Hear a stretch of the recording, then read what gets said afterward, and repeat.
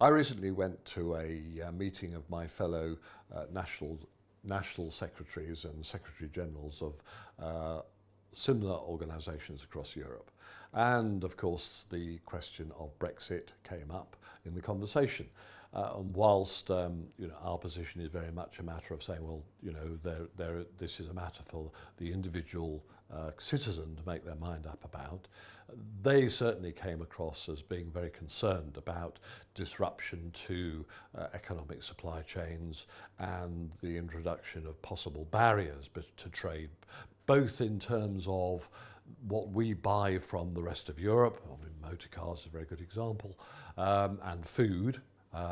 Bearing in mind we actually import 40% of all the food we eat, but also, of course, from our own perspective, the imports into the rest of Europe are well-known British brand names which are treasured and loved by consumers across the whole of the European Union.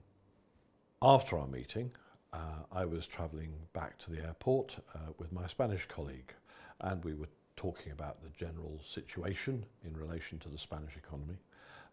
He was very pleased to report that unemployment, particularly in the younger sector, was beginning to come down, and that the Spanish economy was coming out of recession quite nicely.